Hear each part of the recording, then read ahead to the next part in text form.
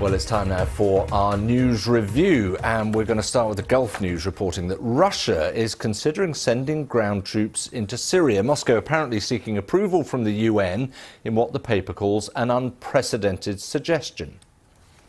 Syria leads The Guardian as well, with allegations that the UN aid programme there has awarded multi-million-dollar contracts to people closely associated with President Bashar al-Assad. The paper says the deals have been made despite Western sanctions. Apple is big in the news here. Could be facing a hefty bill. The European Commission is expected to rule against the Irish government's tax deal with the company. There's more on that in the FT. The Bank of Mum and Dad, that is, borrowing from your parents, seems a popular choice as house prices are going up. But The Independent has got research that shows that many are now considering loaning money to other people's children as well. So it's not just their own offspring. The Arab News writes about new rules requiring mobile phone stores to undergo Saudization. That's the government wanting to remove foreign workers from the shops so Saudi nationals can take those jobs. And a new time period, or epoch, is upon us, apparently. Official experts are recommending we move into a new age because humans have changed the Earth so much. So the new epoch would likely be defined by things like the nuclear bomb tests and pollution. That's in The Guardian, which also pictures these two little girls who in 2012 were born as conjoined twins. They underwent a risky operation back then. Well, this week, they're happily starting school. It's a lovely picture. And joining us is Dr. Stuart Thompson, who's Head of Public Affairs for the Government and Infrastructure at law firm Bertram Dyson Bell. And good morning. To have you on board. Well, shall we start with that Russian offer? Yes. I like the word offer, to bring ground troops into Syria. But it's odd because you'd think this would have a wider reach as a story. It's a big deal, this, well, isn't it? it's a very generous offer if you're Assad and his regime.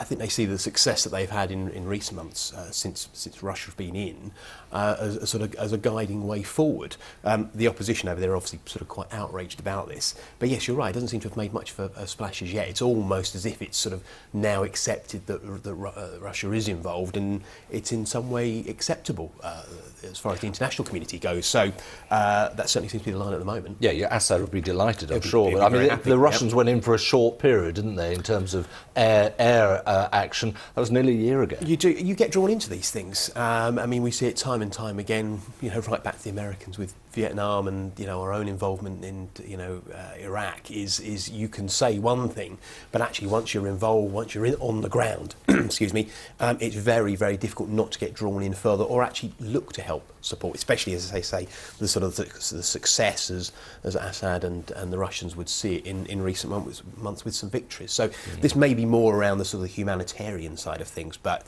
yeah, you're right, it's just more involvement, more engagement. And as I say, it doesn't seem to be much outcry about it at the moment. Maybe after this there will be, but... yeah, see what comes out of the UN. Yeah.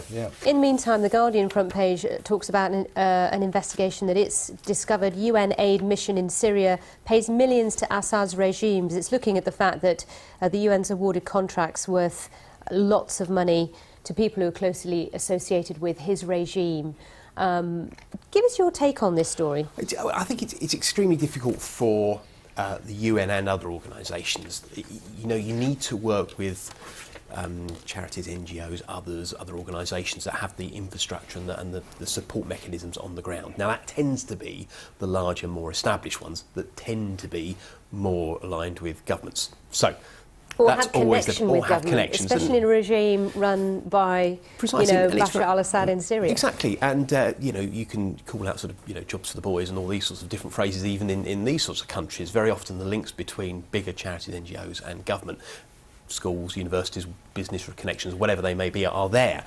I think what's critical for me here is that it's the hard work of the Guardian journalists that have found this out. So this isn't sort of widely publicly available, which frankly it should be. There should be nothing wrong with this, and they should have to stand up. The UN should have to stand up for themselves and explain why they're doing this and why they're working with those organisations, for which there may be very good reasons. But It's the journalists that have found it out. You could There's no knock it into a middle page piece if it were open and transparent, really, is what you're saying. Yeah. And governments around the world are meant to be open and transparent about the way that they work. Frankly, the UN should be no different. Now, whether the government's are any good at that or not, we can question. Well, that's another question. Now, the Here's Financial your story, Sally. Times, front page. Yeah. Today's the day that Apple's likely to find out what the European Union's 3-year investigation into its tax arrangements with Ireland, what it will mean for them and for Ireland, of course. Your thoughts? Tax is the next big issue. I mean, this is going to, whether it's Apple, Facebook, previous examples with the Netherlands and Starbucks and Google, etc. Governments, particularly across Western Europe and the States, are struggling to pay support mechanism, the public sector, if you like, the support mechanisms, the welfare structures that need to be in place to support their people, redistribute, and all those sort of classic things, if you like, that governments, certainly in Western Europe and America and Canada and others, want to do.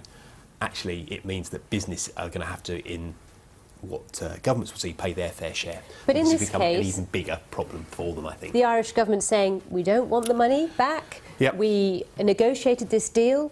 It's an arrangement that works well for us, and we'll appeal, as will Apple appeal. So it's actually not the government that wants this money. So it's you're right. In that sense, I mean, this is much more about the EU sort of being more interventionist, more muscular, if you like, about the way that they try and control a single market. It seems it's actually a good story for the EU in terms of what the people would want, though, isn't it? If they're getting away with less than 1% tax, effectively, courtesy of the Irish largesse, then a lot of people say that's outrageous. I pay more than that. It might be great for the Irish because they were in a particular economic hole at that point and need to take very drastic action, as they would see it, and that's what they did by doing this deal, as they would claim. For the EU authorities, they'll go, hold on, actually, look, in a single market concept, this makes absolutely no sense. This is, I can't remember quite the phrase, illegal state aid that you mentioned in the earlier piece. Unless it can take action against that, frankly, actually, it'll just mean all the EU member states will be able to do their own individual tax deals, their own support, if you like, in speech marks, and there will be nothing the EU can do about it. I mean, we're going to move on, but very quickly, Sorry. it's interesting. It's the Irish authorities that will negotiate how much money they're given back at the end of the day. And they can be robust or not. So it might not be very much, you never know. Now, I love this story. Bank of Mum and Dad, open. What I like about it is being open to lending to other people's children. That means other mums and dads might openly lend to my children, which would be wonderful. I'm sure when mine gets to the age, there'll be more. But isn't it an extraordinary story that the Bank of Mum and Dad is one of the 10 biggest loaners in Britain now? Yeah, maybe you could say it's the most effective challenger bank that's been established, and that's it. Frankly, older people that have assets, that have different money in the bank or in their houses or whatever, can now do something with it, getting nothing from in terms of interest rates. So why not make it work? So yeah, they are the sort of the modern challenger bank, I think.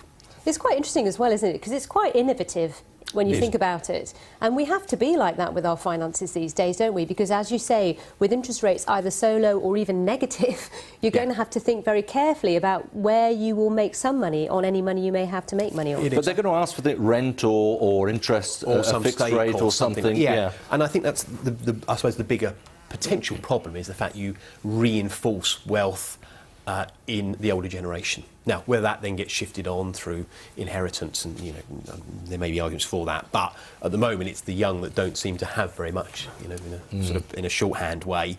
Are they going to get much out of this particular deal, or is it again older people doing well? OK, let's move on to the Arab news. We're not sure how to pronounce it. Saudization, whatever it is, it's basically taking jobs from foreigners and handing them to locals, it would seem to be. And this is mobile phone shops in particular at the moment. Yeah, I mean, I think job creation for younger people in Saudi has been an issue, and it is a sort of the Saudization is official sort of government policy, if you like, over there, to try and create jobs for younger people. And this is the latest sector that's sort of seen as a sort of a strength for younger people, if you like. So the more that they can sort of reclaim these jobs for local people and for local young people, it's quite an interesting way of doing things, isn't it? I would imagine other countries are looking at this thinking, You You know, where you look at some parts of Spain, they've got youth unemployment way over 50%. Well, yeah, we were saying you do it with Yeah. Brexit. You can't do it if you're in the EU, though, can you? I So- think there would be. I think if they're getting involved in tax, I think this would certainly be an issue that they would Possibly. find some issues with. Now, I don't know if we should be proud of this, but we're part of a new epoch, the Anthropocene. It's not a pretty epoch, is it? No, it doesn't, and it's not the prettiest name I could suggest as well. But it seems that humans have done so much damage and changed the earth so much that this particular new phrase is being suggested. I'm not sure we should take it as a sort of a great badge of honour, if you like, the fact that we are doing so much potential damage to the earth that we are creating a new epoch. Maybe it's again. But let's robust look at government. the good that we're doing. Yeah, and quickly, these we've gotta have it. these two young ladies who are about to start school, who were Very briefly. conjoined at birth. Fantastic. Amazing. Rosie and Ruby. It's a lovely story. It is, and they look fantastic this morning, so I'm sure the parents will be very proud. I should hope so, Stuart. Thank you very much indeed. No problem.